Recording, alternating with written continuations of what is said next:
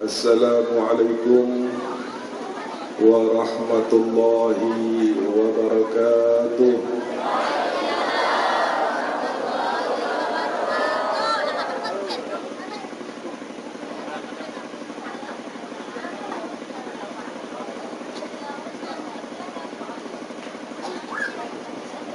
Innal hamdalillah nahmaduhu wa nasta'inuhu wa nastaghfiruh wa nastahdihi wa nastarshiduh wa nu'minu billahi wa la nushriku bihi ahadan wa na'udzu billahi min shururi anfusina wa min sayyiati a'malina man yahdihillahu fala mudilla lahu ومن يضلل فلن تجد له وليا مرشدا أشهد أن لا إله إلا الله وحده لا شريك له وأشهد أن سيدنا وحبيبنا وعظيمنا وقرة أعيننا ومولانا محمد مفتاح باب رحمة الله عدد ما في علم الله صلاة وسلاما دائمين بدوام ملك الله وعلى آله وأصحابه ومن والاه ولا حول ولا قوة إلا بالله أما بعد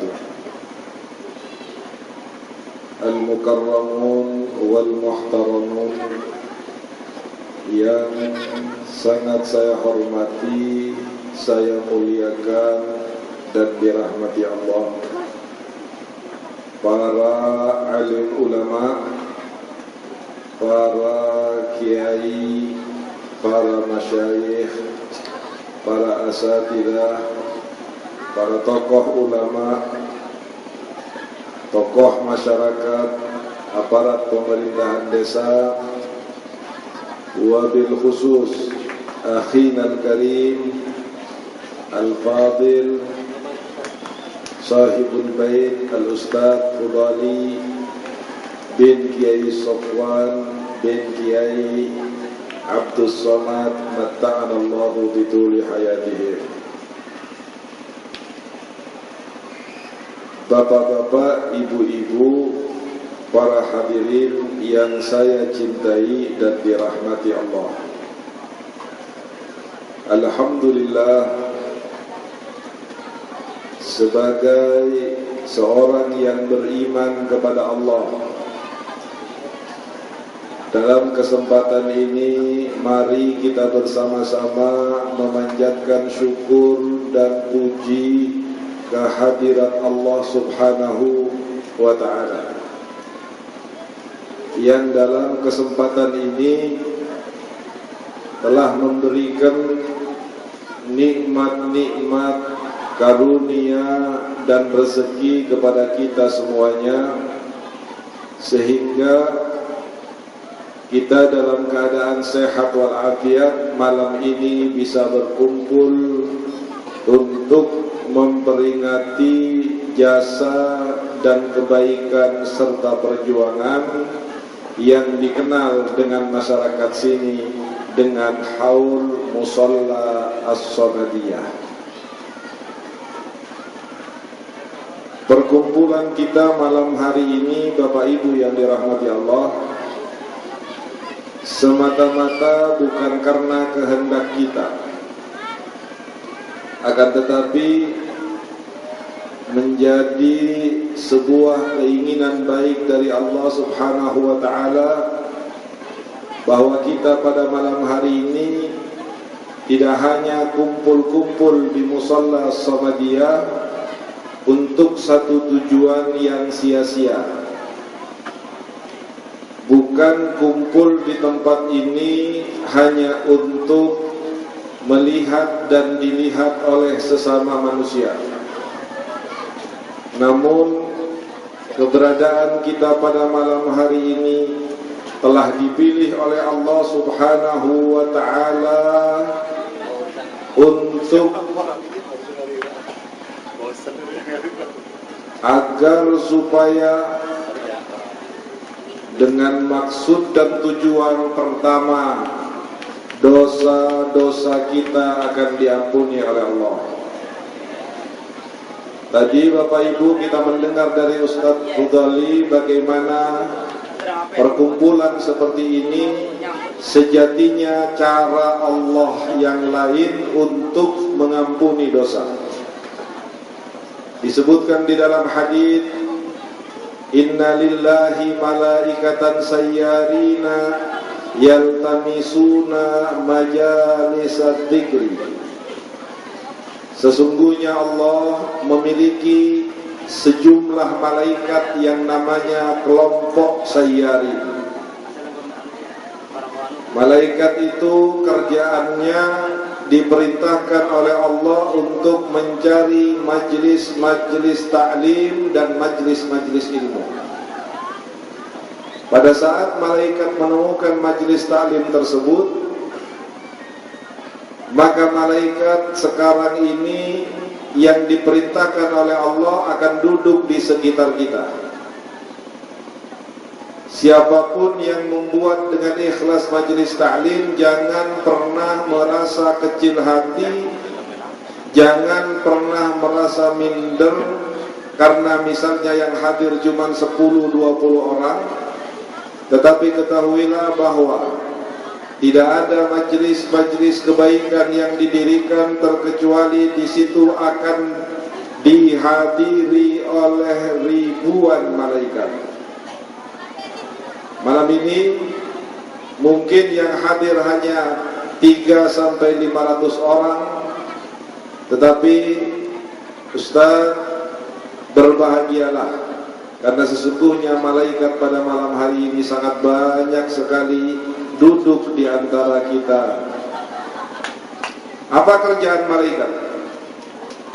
Tentunya Bapak Ibu bertanya, malaikat duduk dengan kita malam hari ini tujuannya, maksudnya apa? Dijelaskan di dalam riwayat bahwa malaikat duduk di tengah-tengah kita ini karena ingin nebeng rahmat dari Allah Subhanahu wa ta'ala. Malam ini rahmat Allah turunkan kepada kita luar biasa sekali banyaknya.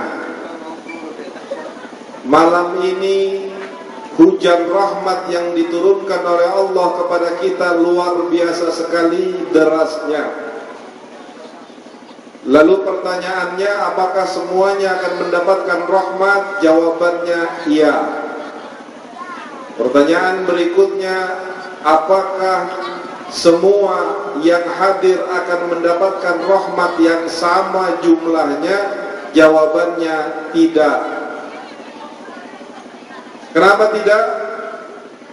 Karena rahmat yang akan diturunkan oleh Allah pada malam hari ini kepada kita tergantung kesiapan hati kita untuk mengingat Allah Subhanahu wa ta'ala. Sehingga ketika majlis-majlis ilmu dan majlis zikir diadakan, berkata Al-Habib Abdul Bari di dalam kitabnya Bahjatun Nufus, menerangkan prihatin dan berkeinginan besar agar yang hadir mendapatkan rahmat yang sama dari Allah. Beliau mengatakan, sesungguhnya jika majlis diadakan, maka malaikat akan duduk bersama dengan kita di majlis ini. Namun jika seandainya ada seorang yang berbicara pada saat hadir majlis, maka malaikat merasa terganggu dengan pembicaraan orang yang hadir. Andai kita dikasih oleh Allah pendengaran untuk mendengar seruan para malaikat, niscaya tidak seorang pun dari yang hadir ini akan berbicara untuk tujuan selain pengajian. Apa yang dikatakan oleh malaikat? Malaikat mengatakan kepada orang yang sedang ngobrol di saat pengajian itu, uskut ya ibadallah, diamlah wahai hamba Allah.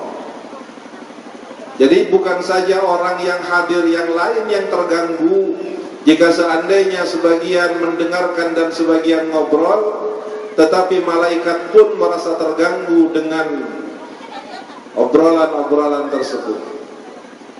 Sehingga dimohon kepada ibu-ibu, jika seandainya malam ini rahmat Allah deras turun kepada kita, ingat ibu bahwa satu rahmat kalau kita bawa pulang dengan utuh, mungkin rahmat itu besok pagi akan menyebabkan rezeki kita dimakmurkan oleh Allah.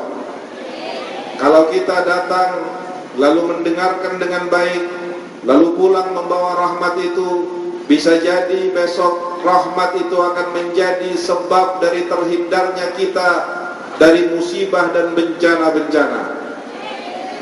Jika kita hadir pada malam hari ini lalu pulang membawa rahmat secara utuh dari Allah, bisa jadi rahmat itu akan menjadi kesembuhan dari penyakit-penyakit kita.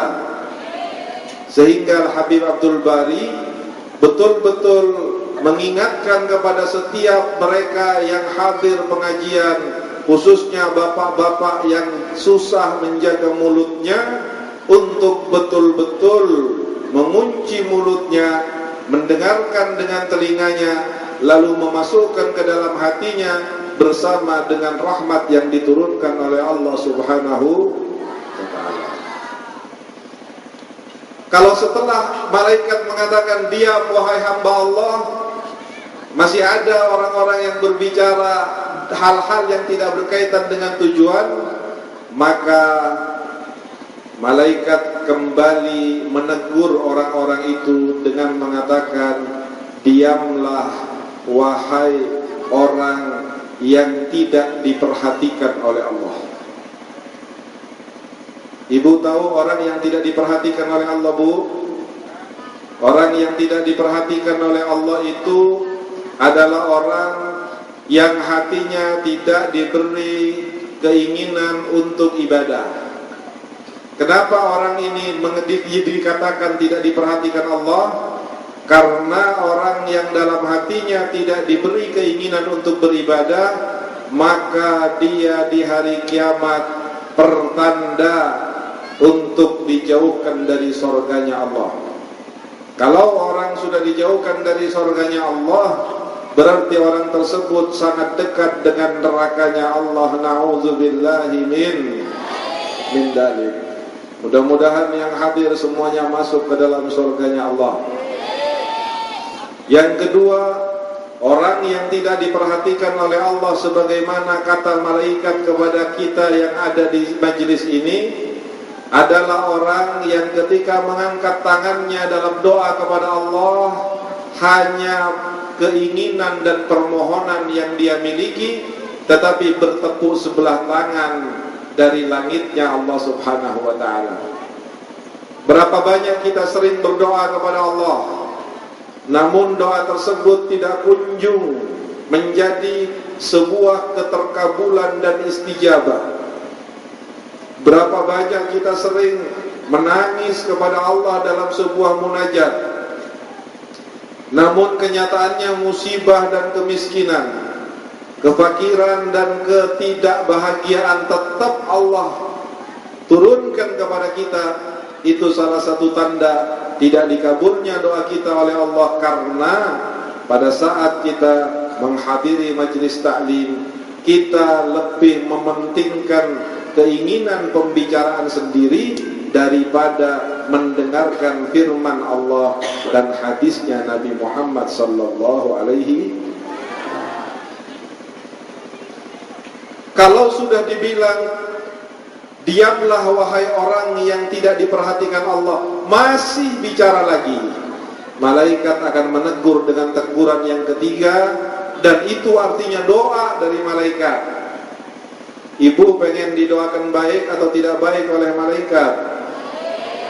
Doa kiai saja dikabul oleh Allah, apalagi doanya para Apa doanya malaikat yang ketiga kepada orang yang suka ngobrol di masjid, di majelis taklim atau di pengajian? Malaikat mengatakan, uskut ya aduwallah, diamlah wahai musuhnya Allah. La ilaha illallah Muhammadur Rasulullah. Berani bu musuhan sama pangeran? Siapa yang bisa tahan bermusuhan dengan Allah? Uang rezeki kita dari Allah, nasib baik kita dari Allah, ketentuan kita setiap hari ditentukan oleh Allah. Lalu ketika Allah sudah menjadi musuh daripada kita, maka kebaikan apa yang akan kita dapatkan dalam hidup ini? Na'udzubillah summa na'udzubillah. Begitu bubar pengajian, malaikat akan kembali kepada Allah. Saat malaikat kembali kepada Allah subhanahu wa ta'ala, maka Allah bertanya kepada malaikat, apa yang kamu dapati wahai para malaikat? Malaikat akan menjawab kepada Allah, Engkau maha tahu ya Allah, kami mendapati di desa Kaliwedi ada sebuah pengajian yang diadakan berdasarkan haul musalla Somadiyah, didukung dan dihadiri oleh para ulama, para tokoh, para kaum muslimin, para kaum muslimat. Tidak luput dihadirkan juga dai cilik, tidak luput juga dihadirkan orang-orang soleh ya Allah. Apa yang mereka lakukan di sana? Mereka berzikir kepadamu, mendengarkan hadis-hadis nabimu, menambah pelajaran agama-agama yang diturunkan oleh Allah kepada nabimu. Apa yang mereka harapkan? Mereka mengharapkan sorgamu ya Allah. Apakah mereka melihat sorgaku? Malaikat mengatakan mereka tidak ada yang tahu sorgamu. Bagaimana seandainya mereka tahu? Seandainya mereka tahu, mereka akan sangat menginginkannya. Dari apa mereka berlindung, kata Allah? Mereka berlindung ya Allah dari nerakamu. Apakah mereka tahu pernah melihat nerakaku? Tidak ya Allah, mereka belum pernah melihat nerakamu. Bagaimana seandainya mereka melihat nerakaku, kata Allah? Malaikat berkata, pasti mereka akan semakin taat dan takut kepadamu ya Allah. Lalu Allah mengatakan, saksikan wahai para malaikat, kepada mereka yang hatinya khusyuk, kepada mereka yang ikut berzikir, kepada mereka yang mendengarkan pelajaran-pelajaran agamaku, saksikan bahwa sesungguhnya aku akan menjauhkan mereka dari neraka dan akan memasukkan mereka ke dalam surga. Alhamdulillah. Oleh karena itu, ibu-ibu yang dirahmati oleh Allah, jangan biarkan kesempatan yang datangnya 1 tahun sekali, jangan dibiarkan kemuliaan yang hanya 2 jam ini oleh setan dirampok dari kita. Saya tidak yakin bahwa ada dari mereka yang hadir berani mengatakan, berani memastikan besok pagi saya pasti masih hidup. Ada. Tidak akan pernah ada orang yang tahu pasti besok dia akan hidup atau menjadi jenazah. Boleh jadi sekarang titelnya kiai, titelnya adalah lurah, titelnya camat, titelnya haji. Bisa jadi besok titelnya sudah almarhum. Mudah-mudahan Allah memanjangkan usia kita. Ibu, bapak yang dirahmati Allah, jika seandainya tidak ada yang tahu besok apakah kita hidup atau mati, sementara mati itu pasti. Dan kalau sudah kita mati, bukan seperti yang di film-film yang sering kita tonton. Kalau di film orang mati terus pakai baju putih, berjalan di padang rumput yang hijau, lalu bertemu dengan suaminya yang mati duluan, dengan tetangganya yang mati duluan. Apa yang dikatakan oleh Allah dan Nabi-Nya di dalam Al-Quran tidak seperti itu. Kita diajari sebagai orang Islam oleh para kiai-kiai kita, dasarnya ayat Quran dan hadis Nabi, bahwa sesungguhnya kalau sudah ajal datang tidak akan pernah bisa dimajukan maupun dimundurkan. Tidak ada yang tahu apakah kita besok masih hidup atau mati. Tapi pertanyaannya Bapak Ibu, bukan masalahnya besok hidup atau mati, tetapi yang menjadi permasalahan penting, kalau seandainya kita besok mati, kira-kira apa yang akan kita bawa kepada Allah? Kira-kira apa yang akan kita jadikan sebagai penyelamat kita di hadapan Allah? Kira-kira amal ibadah dan amal soleh apa yang bisa membeli surganya Allah? Padahal kita menyatakan tidak kuat dengan nerakanya Allah.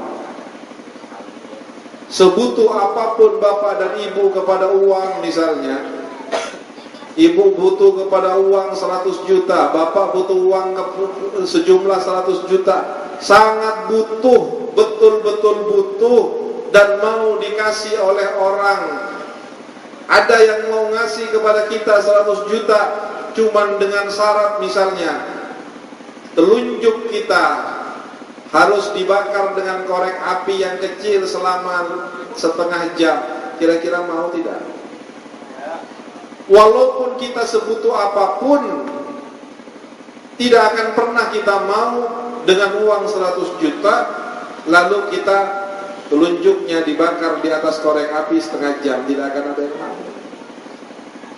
Korek api itu adalah korek api yang sangat kecil Bapak. Dikatakan di dalam riwayat hadis tentang sifatun nar, sifatnya neraka, yang kalau tidak kita hati-hati dalam hidup ini, bisa jadi kita besok akan berada di neraka tersebut.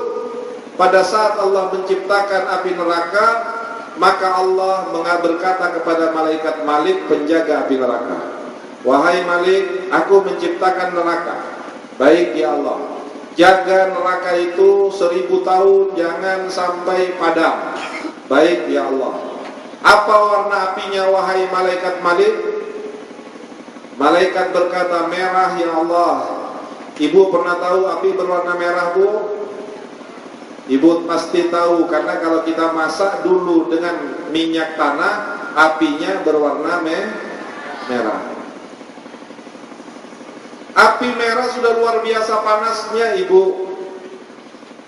Ini di neraka api yang warna merah dibiarkan hidup menyala 1000 tahun. Begitu selesai 1000 tahun, malaikat Malik lapor kepada Allah, ya Allah, sudah kami jaga nerakamu 1000 tahun, sudah berkobar-kobar apinya. Allah bertanya, sekarang warna apinya berwarna apa? Malaikat Malik berkata, ya Allah, sekarang warna apinya bukan merah lagi, tidak lagi berwarna merah, tetapi berganti warnanya menjadi biru ya Allah. Api yang warna merah dengan api yang berwarna biru, kalau buat masak kira-kira lebih cepat merah apa biru, Bu? Biru. Artinya apa? Artinya api berwarna biru jauh lebih panas daripada api yang berwarna merah.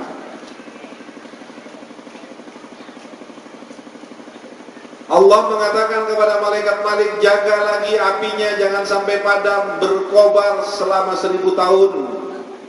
Setelah 1000 tahun, malaikat Malik datang kepada Allah dan berkata, ya Allah, sudah saya jaga selama 1000 tahun. Sekarang apa warnanya, kata Allah? Sekarang warnanya putih ya Allah. Ibu pernah lihat api warna putih? Mungkin kalau bapak-bapak ada yang sering melihat api warna putih. Saya kasih tahu, kalau pengen lihat api berwarna putih, datanglah ke tukang las.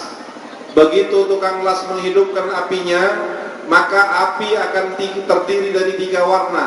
Yang pertama merah, yang tengahnya biru, yang paling ujung warnanya putih. Api yang berwarna putih sudah tidak bisa lagi dibuat masak. Kenapa tidak bisa dibuat masak? Karena api yang berwarna putih itu memiliki derajat panas yang sangat luar biasa. Saking panasnya api yang berwarna putih itu, sampai besi-besi seperti ini akan putus, akan meleleh jika seandainya disemprot dengan api yang berwarna putih. Api berwarna putih tidak bisa lagi dibuat masak, ibu, bakal bolong pancinya, sebab sangat panas sekali. Dan itulah tahapan api-api neraka yang pernah diciptakan oleh Allah. Malaikat berkata, apinya berwarna putih ya Allah. Allah bilang kepada malaikat, jaga api putih itu, jangan biarkan padam sampai 1000 tahun. Begitu 1000 tahun sudah selesai, malaikat lapor lagi kepada Allah, sudah dijaga ya Allah 1000 tahun. Allah lalu bertanya, 1000 tahun sekarang warna apinya apa? Malaikat, warna apinya apa setelah 1000 tahun berwarna putih? Malaikat mengatakan, sesungguhnya warnanya sekarang adalah hitam ya Allah. Saya dan hadirin semua tidak akan pernah ada yang melihat api berwarna hitam. Sampai mati pun tidak akan pernah melihat api yang berwarna hitam. Sebab api warna hitam tidak akan mampu diturunkan ke muka dunia ini. Api yang warnanya hitam hanya ada di akhirat, hanya ada di nerakanya Allah. Untuk apa api yang berwarna hitam? Untuk dijadikan sebuah tempat pembakaran bagi orang-orang yang tidak selamat dengan amal solehnya dan tidak mendapatkan rahmat dari Allah, sehingga kemudian tidak bisa dibayangkan Bapak Ibu, api yang merah saja kita tersentuh 1 menit itu sudah melepuh badan kita. Bagaimana seandainya 5 menit di api merah? Bagaimana seandainya 30 menit api dihidupkan, taruh tangan kita di atas api 30 menit, apa yang terjadi? Yang terjadi bukan lagi tangan kita melepuh, tapi daging kita akan rontok ke tengah apinya, karena sudah matang dan tidak bisa tempel lagi di tulang. Itu api yang berwarna merah. Dan ketahuilah bahwa apinya Allah di akhirat bukan berwarna merah, bukan berwarna biru, bukan pula berwarna putih, tetapi apinya Allah di akhirat warnanya hitam. Na'udzubillahi min dzalik. Sehingga tidak akan pernah kita bisa membayangkan bagaimana panasnya ketika seorang dibakar oleh Allah dengan api yang berwarna hitam. Oleh karena itu Nabi Muhammad datang membawa agama ini, datang membawa ajaran ini, lalu kemudian menakdirkan Allah di dalam umat ini untuk dimunculkan para alim ulama, dimunculkan para kiai, dimunculkan para habib, agar menyampaikan kepada masyarakat tentang hal-hal yang menjauhkan kita dari api tersebut. Di dalam Al-Quran, ibu tahu Al-Quran, bu? Percaya kepada Quran? Kalau tidak percaya kepada Quran, hukumnya apa? Kafir. Orang yang tidak percaya kepada Quran, hukumnya kafir. Di dalam Al-Quran ada satu ayat. Ayat ini akan saya sebutkan nanti setelah saya nanya kepada bapak dan ibu. Pertanyaan saya ini, Pak, Bu, tidak usah dijawab. Jawab dalam hati. Pertanyaannya, kira-kira kalau malam ini kita wafat, yang lebih banyak pada kita pahalanya atau dosanya? Tidak usah dijawab. Kenapa saya bilang tidak usah dijawab? Karena kalau dijawab akan bikin malu diri kita sendiri, dan tidak usah dijawab karena jawabannya sama antara yang ceramah dengan yang paling belakang, jawabannya sama. Pasti akan mengatakan lebih banyak dosanya daripada pahalanya, lebih banyak maksiatnya daripada ibadahnya, lebih banyak pelanggarannya daripada amal solehnya. Itu pasti. Nah, setelah kita tahu jawaban dari pertanyaan ini, dengarkan firman Allah yang berbunyi, wa amma man khaffat mawazinuhu fa ummuhu hawiyah. Fa ummuhu apa Bu? Hawiyah. Hafal ayatnya Bu ya. Mungkin hafal ayatnya tapi artinya belum tahu. Saya kasih tahu artinya sekarang malam ini Bu, supaya yang namanya Al-Quran itu bukan hanya untuk diperlombakan, bukan hanya untuk dipertontonkan, tapi yang namanya Al-Quran itu adalah resep dari Allah untuk bahagia di dunia dan bahagia di akhirat. Seolah-olah Allah ingin mengatakan kepada kita, wahai hambaku yang sering berdoa, Rabbana atina fid dunya hasanah wa fil akhirati hasanah wa qina adzabannar.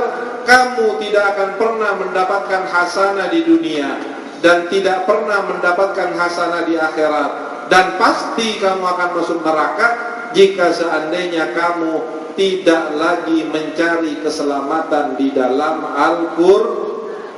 Apa kata Allah di dalam Quran?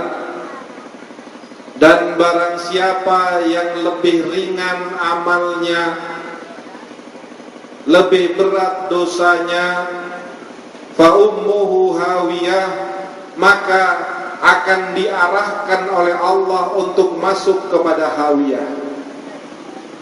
Sahabat nanya, ya Rasulullah, hawiyah itu apa? Sahabat Rasul menjawab, hawiyah itu adalah merupakan jurang di neraka jahanam. Jurang di neraka jahanam. Kalau seandainya orang bertanya, panas tidak Habib hawiyah itu? Jangan tanya tentang apinya, tetapi Nabi memberikan sebuah perumpamaan kecil. Jika seandainya kerikil dari neraka hawiyah sebesar ini, kerikilnya, batu kecilnya diambil oleh Allah, lalu diletakkan di dalam lautan, dicemplungkan ke lautan, maka kata Nabi Muhammad, lautan seketika itu juga akan kering karena tidak mampu menahan panasnya satu biji kerikil kecil dari neraka hawiyah. Nabi mengatakan, Al-Quran mengatakan, kalau ditimbang ternyata lebih banyak dosa daripada pahalanya, maka setelah ditimbang dia akan diarahkan oleh Allah masuk ke neraka hawiyah. Kira-kira sanggup apa tidak Bu? Ibu sanggup masuk neraka hawiyah apa tidak? Ibu pengennya masuk neraka atau masuk surga? Ibu yang dirahmati Allah, ada ndak orang diem bilang pengennya rumah, tiba-tiba rumahnya datang? Pengennya rumah yang bagus, tahu-tahu dapat rumah bagus? Ada kayak begini? Orang punya uang 100.000 pengen rumah gedong, dapat tidak Bu? Kalau rumah saja nggak bisa gratis, rumah di dunia nggak bisa dibeli dengan uang yang sedikit, bagaimana dengan surganya Allah Subhanahu? Kadang-kadang kita semakin tertipu oleh setan. Kita merasa insya Allah saya sih masuk surga. Surga yang mana? Sementara dosa kita tiap hari bertumpuk banyak, sholat kadang-kadang tidak dikerjakan, uang haram sering kita makan. Tiba-tiba kita mengatakan pengen masuk surga. Dari mana? Sementara Nabi Adam hanya dengan satu kesalahan diusir oleh Allah dari surga. Sementara kita yang banyak dosa kadang-kadang merasa optimis akan masuk surganya Allah Subhanahu wa ta'ala. Saya dan ibu-ibu dan bapak-bapak yang hadir pada malam hari ini tidak tahu besok pagi apakah akan hidup atau wafat, betul tidak Bu? Enggak tahu malam ini apakah malam terakhir kita hidup di dunia, enggak ada yang tahu. Sebab kemarin Pak, ada orang yang sehat, teman saya sehat, tidak ada penyakit, malam jam 11 masih ngobrol dengan kami, masih nelpon. Tiba-tiba jam 4 subuh istrinya nangis, telepon mengatakan, Habib Fulan bin Fulan meninggal suami saya. Sakit apa? Tidak sakit apa-apa. Barangkali punya jantung, tidak ada jantung, tidak ada liver, tidak ada sakit paru-paru. Tapi begitu juga ketika Allah menginginkan hambanya untuk meninggal, maka tidak bisa ditentukan oleh penyakit, tidak bisa ditentukan karena masih muda, tidak bisa ditentukan karena sehat. Ketika Allah menginginkan wafat, ya wafat, mati itu akan datang. Jika seandainya malam ini, Bu, seandainya, mudah-mudahan umur kita panjang, amin. Seandainya malam ini kita nyawa dicabut oleh Allah, kira-kira termasuk yang berat timbangan solehnya atau yang ringan? Kalau ringan, sanggupkah kita masuk ke neraka hawiyahnya Allah Subhanahu wa ta'ala? Ini perlu dipikirkan Bapak Ibu yang dirahmati Allah. Jangan cuma berpikir kita hari ini dapat untung berapa, dagangan laku berapa, kain keluar berapa. Pikirkan juga kalau kita malam ini mati, kita mau kemana? Sebab kalau nangis di akhirat tidak ada gunanya. Istighfar di dalam kubur tidak diterima oleh Allah. Dan kalau kita ditanya pengen surga apa pengen neraka, jawabannya pengen surga. Saya tekankan sekali lagi, ibu pengen rumah, harus usaha keras dan nabung bertahun-tahun, harus menahan lapar, harus menahan pengen mobil, tidak, saya mau tabung buat rumah, baru bisa dapat rumah. Sementara kalau kita menginginkan surganya Allah, seakan-akan surganya Allah sangat murah sekali, sehingga kita tidak menabung untuk surga dengan amal-amal yang soleh. Nabi SAW berkata, "Ala inna lil mauti sakarat." Ketahuilah bahwa orang yang wafat itu diawali dengan sakaratul maut. Ibu dengar sakaratul maut? Tahu tentang sakaratul maut? Pernah melihat orang yang sedang sakaratul maut? Wa antum hina idin tanzurun wa nahnu aqrabu ilaihi minkum walakin la tubsirun.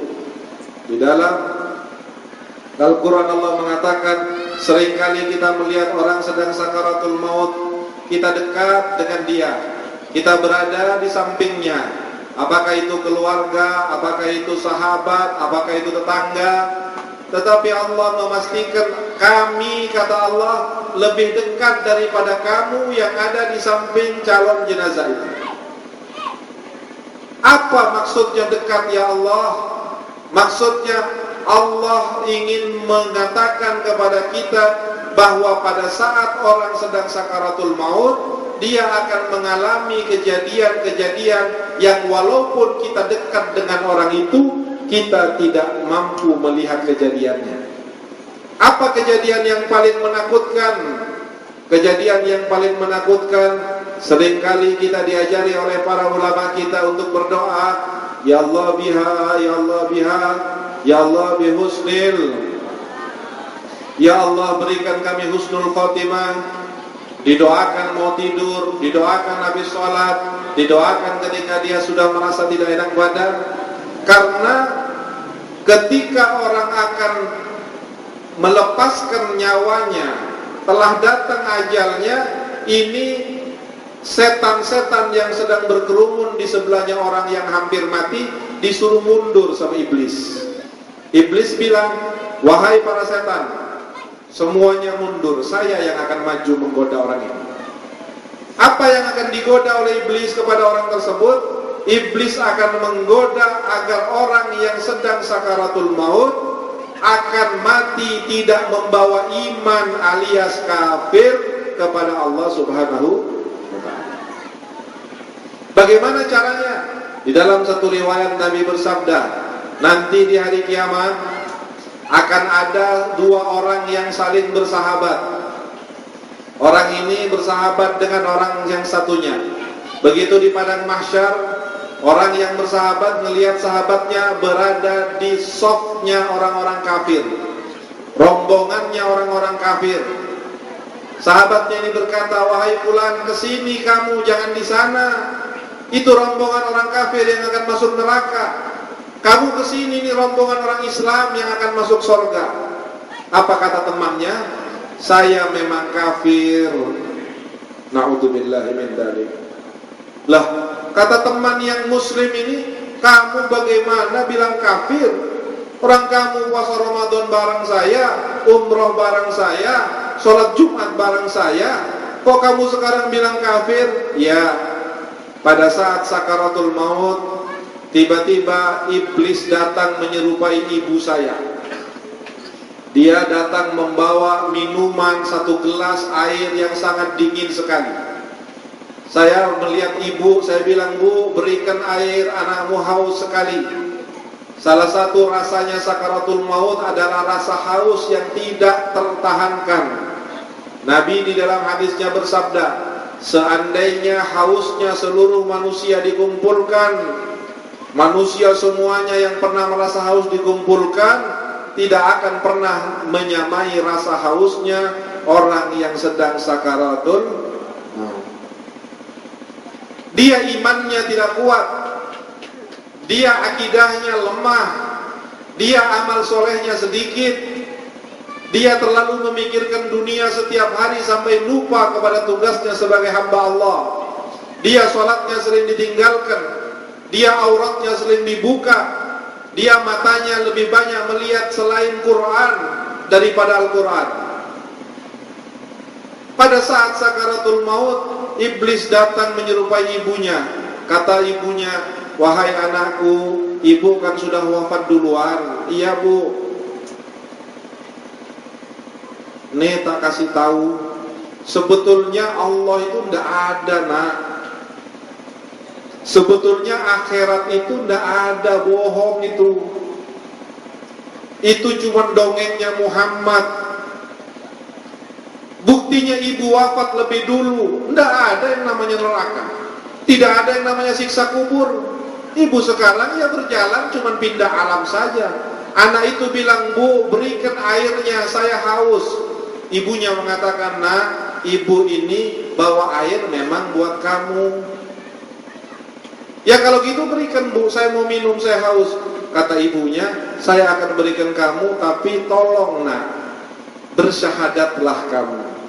Syahadat apa, Bu? Katakan, aku bersaksi bahwa tiada Tuhan selain engkau, wahai ibuku. Dia tidak tahu bahwa ibunya sebetulnya iblis yang menjelma. Lalu orang ini mengatakan, aku bersaksi tiada Tuhan selain engkau, wahai ibu. Maka pada saat dia mengucapkan seperti itu, dicabut oleh Allah nyawanya. Mati dalam keadaan su'ul khotimah, mati tidak membawa iman. Sementara orang dan tetangga serta keluarganya tidak tahu bahwa ini sebetulnya mati dalam keadaan kafir. Karena ketidaktahuan itu, maka dia dimandikan secara Islam, dikafani secara Islam, disolati secara Islam, dikuburkan di kuburan orang Islam, padahal sebetulnya dia telah menjadi kafir kepada Allah Subhanahu wa ta'ala. Di dalam sakaratul maut kejadian-kejadian yang luar biasa, yang hanya bisa bertahan dengan keimanan adalah orang-orang yang selalu memeriksa dirinya setiap hari. Subuh sudah dilakukan atau belum? Sholat 5 waktu sudah dikerjakan atau belum? Makanan yang masuk ke mulut saya halal atau haram? Amal soleh saya dengan tetangga bagaimana? Dengan saudara bagaimana? Dengan keluarga dan sebagainya. Orang yang selalu memeriksa amalnya, maka dia akan selamat nanti di sisi Allah. Tetapi mereka yang tidak mengabaikan, yang tidak menghiraukan agama Allah, tidak menghiraukan perintahnya Allah, demi Allah saya bersumpah, setiap ibu dan bapak yang mendengarkan pembicaraan saya pada malam hari ini, pada saat sakaratul maut akan mengatakan apa yang pernah saya dengar dari Habib pidatonya tempo hari, demi Allah ternyata sebuah kebenaran. Tapi pada saat itu saya ingatkan kepada bapak ibu sekalian, pada saat itu sudah tidak ada manfaatnya lagi, karena Allah sudah menentukan taubatnya manusia itu baru akan diterima oleh Allah sebelum nyawanya dicabut. Pada saat nyawa sudah sampai tenggorokan, tobat seperti apapun, nangis seperti apapun, tidak akan diterima oleh Allah Subhanahu wa ta'ala. Lalu kemudian matilah orang yang mati, apakah dia dalam keadaan Islam maupun dalam keadaan kafir. Dan setelah mati, dia akan berada di dalam alam barzakh. Sekarang ibu punya orang tua ada yang wafat, punya tetangga ada yang wafat. Minggu kemarin melihat ada orang yang kita kenal wafat. Tanyakan kemana mereka sekarang. bukan mereka tidur ibu, bukan mereka gelelengan di dalam kubur. Nabi SAW bersabda, seandainya kamu diperdengarkan oleh Allah teriakan daripada rohnya orang yang sedang wafat, niscaya kalian akan pingsan semuanya, kata Nabi, karena tidak kuat menerima dan mendengarkan bagaimana nyesel dan sakitnya roh yang berteriak di alam kubur mereka. Di dalam hadis lain Nabi mengatakan, seandainya kamu tahu apa yang aku tahu, kata Nabi. Pada saat Nabi ziarah kubur, lalu Nabi tertunduk diam, lalu Nabi Muhammad berkata, seandainya kamu tahu apa yang saya tahu, seandainya kamu melihat apa yang saya lihat terhadap apa yang terjadi di dalam kubur, niscaya kamu tidak akan mampu lagi makan, tidak akan punya selera lagi untuk minum, bahkan kamu tidak akan mampu berhubungan dengan istrimu atau suamimu, karena kamu akan dikuasai oleh rasa takut, sebab kamu telah diperlihatkan oleh Allah apa yang belum pernah kamu saksikan seumur hidup. Itu akan terjadi kepada kita, Bapak Ibu yang dirahmati Allah. Itulah fungsinya para ulama, itulah fungsinya pesantren, itulah fungsinya kitab-kitab kuning, diturunkan oleh Allah kepada kita untuk memberitahu tentang kehidupan setelah kita yang sekarang ini hidup. Setelah mereka ada di alam kubur, sampai pada saat malaikat meniup trompet, terjadi hari kiamat, lalu kemudian dibangkitkan semua di padang mahsyar. Dibangkitkan semua di padang mahsyar. Di dalam riwayat Nabi mengatakan mereka akan dibangkitkan tanpa memakai sehelai benang pun. Semua orang akan telanjang satu sama lain, seperti mereka saat dilahirkan. Waktu Nabi cerita seperti ini, tiba-tiba Siti Aisyah dari dalam kamarnya berteriak, ibu-ibu. Apa teriakan Siti Aisyah? Wa sawatah, alangkah malunya saya ya Rasulullah. Saya ummul mukminin. Masa saya di hari yang kiamat di padang mahsyar akan telanjang kumpul dengan orang? Nabi mengatakan, permasalahannya tidak sesederhana itu, wahai Aisyah. Kamu tahu orang yang paling cinta dan cinta yang paling murni di dunia itu cintanya siapa? Ada yang mengatakan cintanya suami kepada istri. Nabi bilang bukan. Cintanya kakak kepada adik. Nabi bilang bukan. Cinta yang tanpa pamrih, cinta yang murni, cinta yang ikhlas dan tulus adalah cinta seorang ibu kepada bayinya yang baru lahir. Tidak pernah seorang ibu minta bayaran untuk menjaga bayinya, nyuapin bayinya, nyebokin bayinya, menjaga bayinya. Bahkan saya bisa pastikan seorang ibu pasti akan mengatakan, lebih baik saya yang lapar asal anak saya kenyang. Betul tidak, Bu? Lebih baik saya yang pakai baju yang kusut daripada anak saya asal anak saya pakai baju yang baik. Lebih baik saya yang terjaga dan capek asal anak saya bisa tidur pulas. Ini cinta yang tidak memerlukan bayaran, cinta yang tidak menuntut permintaan. Kalau cintanya suami kepada istri pada batasan keinginan, cintanya sahabat kepada sahabatnya yang lain memiliki tujuan-tujuan, tapi cintanya seorang ibu kepada anaknya tulus murni. Nabi mengatakan apa? Jika satu hari orang dikumpulkan di padang mahsyar, lalu kemudian ada seorang ibu yang menggendong anaknya yang masih bayi, di mana matahari didekatkan oleh Allah kira-kira sekian jengkal dari kepalanya.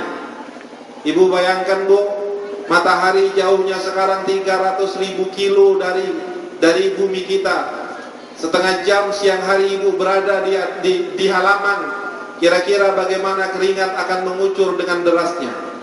Ini di padang mahsyar, mataharinya bukan satu, tapi beberapa matahari akan didekatkan oleh Allah di atas kepala kita. Keringat akan turun banjir, keringat akan mengucur dengan deras, sampai keringat itu akan naik tinggi di dengkul, dari dengkul naik ke pinggang. Banjir keringat di padang mahsyar nanti. Pada saat sampai di pinggang, Jika ada ibu yang menggendong anaknya, maka anaknya akan diangkat ke dadanya supaya tidak kena banjir keringat. Banjir keringat pun akan naik sampai ke dada. Jika sampai ke dada, maka bayinya akan dipegang di atas wajahnya agar tidak kena banjir keringat. Ketika keringatnya manusia yang miliaran kumpul di padang mahsyar sampai naik mencapai mulut dan mau menutupi hidungnya, dan ibu itu tidak bisa bernapas lagi, maka kata Nabi Muhammad, ibu yang sangat cinta kepada anaknya akan meletakkan anak yang dijunjung tinggi di bawah kakinya untuk diinjak agar ibu itu bisa bernafas. Ini keadaan di hari kiamat. Tidak ada lagi orang memikirkan siapa, tidak ada lagi orang mencintai siapa, tidak ada lagi orang memikirkan siapa. Bahkan kata Nabi, pada saat itu seorang anak akan menuntut orang tuanya, walaupun dengan tuntutannya akan menyebabkan bapak dan ibunya masuk ke dalam neraka. Tidak ada lagi kasih sayang pada saat itu. Semua akan dengan amalnya masing-masing, semua dengan ibadahnya masing-masing. Dan jika itu terjadi kepada kita, maka kita hanya bisa menyesal kalau di saat hidup sekarang ini tidak mempersiapkan persiapan ibadah dan amal yang soleh. Di mana nerakanya dan di mana surganya? Pada saat mereka digiring dan dikumpulkan di padang mahsyar, maka Allah berfirman dalam Quran, wa in minkum illa wariduha kana ala rabbika hatman maqdiyya. Pada saat itu di antara padang mahsyar dan surga, ini padang mahsyarnya di sini, surganya di sini. Tengah-tengahnya apa? Tengah-tengahnya itu adalah Shiratal Mustaqim. Ibu pernah dengar ada jembatan nanti di akhirat? Pernah dengar? Pernah ada ulama yang menceritakan bahwa kita nanti akan berhadapan dengan jembatan di akhirat? Jangan dikira jembatannya kayak ini, Bu. Jembatan kayak ini masih besar. Jembatan nanti penghubung antara padang mahsyar dengan surganya Allah, itu bentuknya naik 500 tahun perjalanannya, Bu. Datar 500 tahun perjalanannya, turun 500 tahun perjalanannya. Ini kumpulnya manusia, di sini surganya. Wa in minkum illa wariduha, kata Allah, dari setiap mereka manusia yang hidup wajib untuk melewati Shiratal Mustaqim. Lalu nerakanya di mana? Nerakanya itu ada di bawah Shiratal Mustaqim. Artinya apa? Artinya yang tidak selamat bisa lewat di atas Shiratal Mustaqim, berarti dia tidak akan pernah nyampe ke surga, alias terpelanting ke dalam neraka. Seberapa lama terjunnya kalau terpelanting ke dalam neraka? Nabi mengatakan sab'ina kharifan, terjun 70 tahun belum nyampe ke dasarnya, Pak. Al-Quran tidak akan diturunkan oleh Allah untuk main-main. Kita dipersilahkan oleh Allah untuk tertawa. Kita diizinkan oleh Allah untuk bercanda. Tetapi Allah tidak menginginkan seluruh kehidupan kita bercanda dan tertawa. Ada waktu-waktu di mana kita harus nangis kepada Allah, minta kepada Allah. Mudah-mudahan kita diberi husnul khotimah, diselamatkan di padang mahsyar, diselamatkan di atas sirat, jembatan yang mana di dalam kitab tauhid dikatakan bahwa sirat itu adalah jisrun mamdudun ala matni jahannam adakku minasyari wa ahaddu minasyayif. Yang namanya jembatan bukan kayak begini, Pak. Kalau kayak begini mau 1.000.000 tahun juga bisa kita jalan. Ini jembatannya, kata Nabi, lebih kecil dari rambutmu satu helai. Bisa kebayang jembatan lebih kecil dari rambut? Dipaksa untuk jalan 1.500 tahun di atasnya. Di bawahnya adalah neraka yang 70 tahun belum nyampe bagi mereka yang jatuh. Wa ahaddu minas sayf, sudah kecilnya seperti rambut, tajamnya lebih tajam dari pedang, dan kita akan jalan di sana tanpa memakai sandal. Dan di kanan kirinya jembatan itu adalah ada jepitan-jepitan dari besi yang siap menyambar kakinya orang-orang yang lewat di atasnya. Na'udzubillahi min dzalik. Selamatkah kita? Bisakah kita selamat kalau kita memiliki amal soleh yang sekedarnya? Sholat begitu saja, istighfar tidak pernah, maksiat jalan terus setiap hari. Ingat Bapak Ibu, suatu saat Allah Subhanahu wa ta'ala akan menyampaikan kita kepada apa yang saya ceritakan ini. Yang saya ceritakan ini bukan dongeng Bapak Ibu rahimahumullah. Yang saya ceritakan ini adalah apa yang ditulis di dalam Quran, apa yang diucapkan di dalam hadis, apa yang diajarkan oleh para alim ulama. Kalau kita melihat seperti Kiai Abdus Somad ini dengan seluruh keturunannya dan kiai-kiai yang lain yang ada di Cirebon dan sekitarnya, mereka setiap hari tidak pernah kenal lelah dan bosan memperingatkan orang, mengajarkan orang, menceramahi orang, menasihati orang, karena mereka tahu betul dan tidak main-main serta yakin bahwa yang diceritakan dalam Quran tentang padang mahsyar, tentang jembatan, tentang neraka, tentang jepitan, tentang siksaan, itu benar-benar akan terjadi kepada kita. Tapi alhamdulillah, kita memiliki satu harapan besar. Kalau tidak tanpa harapan ini, insya Allah kita pasti semuanya akan masuk nerakanya Allah Subhanahu wa ta'ala. Tapi kita berbesar hati karena punya satu harapan. Apa harapan kita? Harapan kita itu adalah seorang manusia yang diberi nama oleh Allah Muhammadun Rasulullah. Ini harapan kita, Bu. Harapan kita adalah Nabi Muhammad. Harapan kita adalah syafaat beliau. Harapan kita keselamatan bersama beliau. Harapan kita suatu saat di akhirat bisa dipertemukan oleh Allah dengan beliau, bisa diberitahu itu rombongan Nabi Muhammad. Karena sesungguhnya tidak akan ada orang yang masuk pintu sorga sebelum Nabi Muhammad akan diizinkan oleh Allah. Dan ketahuilah bahwa mereka yang kelak dipertemukan dengan Nabi Muhammad lalu diizinkan untuk masuk dalam rombongan Nabi Muhammad, maka mereka adalah orang-orang yang pasti akan diselamatkan oleh Allah untuk masuk ke dalam sorga bersama Nabi Muhammad sallallahu alaihi wasallam. Tentunya Bapak Ibu bertanya, bagaimana caranya supaya ketemu dengan Nabi Muhammad di sana, Habib? Kami butuh untuk ketemu dengan Nabi Muhammad, betul tidak, Bu? Ibu dan saya serta Bapak sekalian, kalau tidak ketemu dengan Nabi Muhammad di akhirat, pasti masuk neraka. Jawaban selamat adalah satu, Nabi Muhammad SAW. Satu hari Nabi Muhammad sedang bercerita dengan sahabat-sahabatnya tentang hari kiamat. Sayyidina Abu Bakar nangis, Pak. Sayyidina Umar nangis, Bu. Sayyidina Utsman dan Ali terseduh-seduh. Sahabat semasjid nunduk, semuanya nangis. Nabi Muhammad pun terlihat sedih ketika menceritakan apa yang akan terjadi kepada umatnya.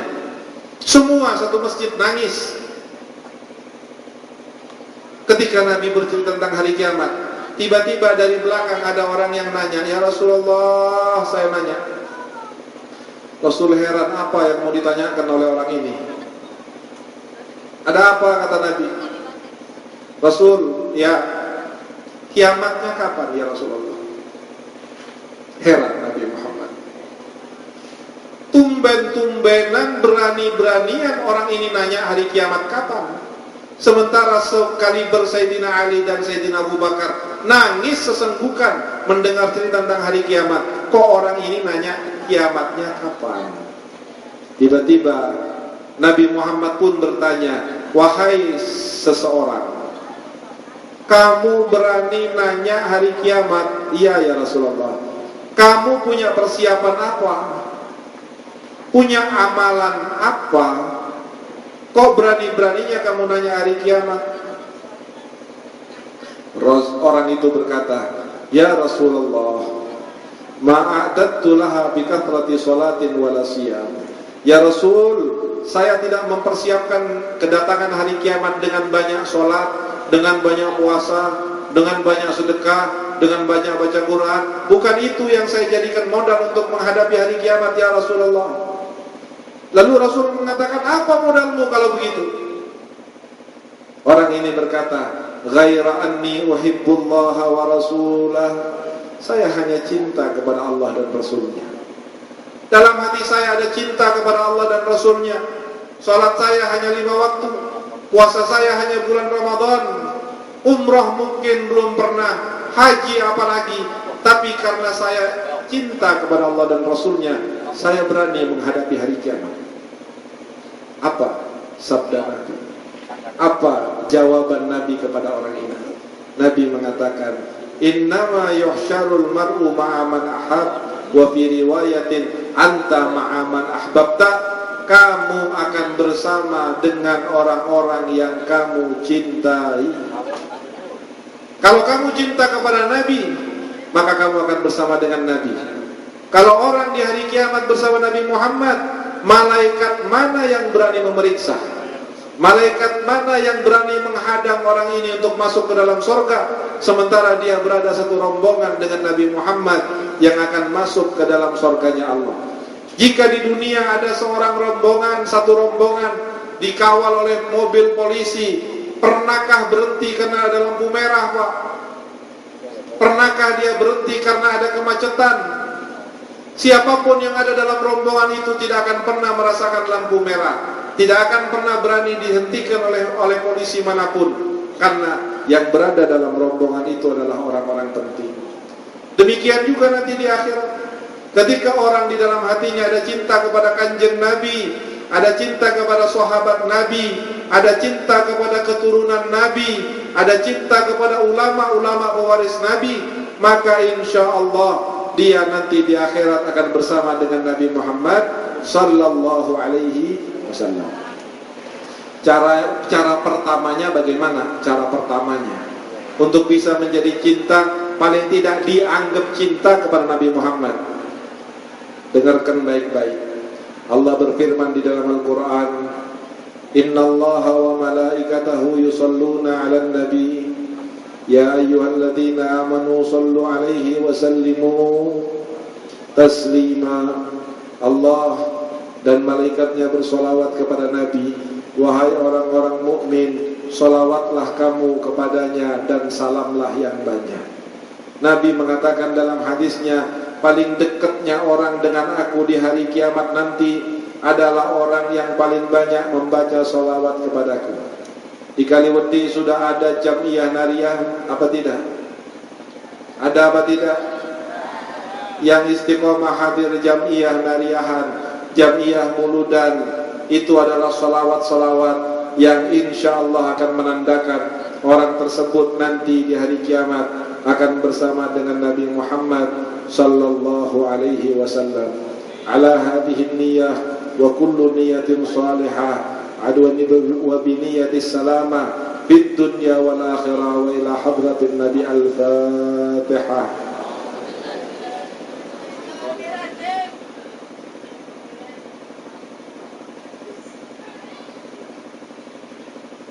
Bismillahirrahmanirrahim. Alhamdulillahirabbil alamin. Allahumma salli wa sallim wa barik ala sayyidina Muhammad wa ala ali sayyidina maulana Muhammad.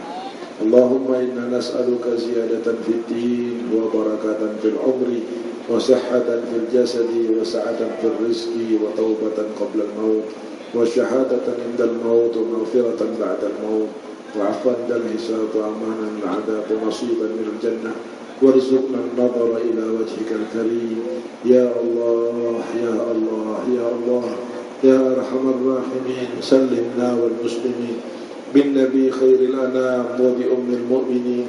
Ya Allah biha, ya Allah biha, ya Allah bi husnil khatimah. Ya Allah biha, ya Allah biha, ya Allah bi husnil khatimah. La ilaha illallah Muhammadur Rasulullah sallallahu alaihi wasallam. Kalimatu haqqin 'alaiha nahya wa 'alaiha namut wa biha nub'atu insyaallah ta'ala wa nahnu minal aminin walhamdulillahi rabbil alamin. Wassalamualaikum warahmatullahi wabarakatuh.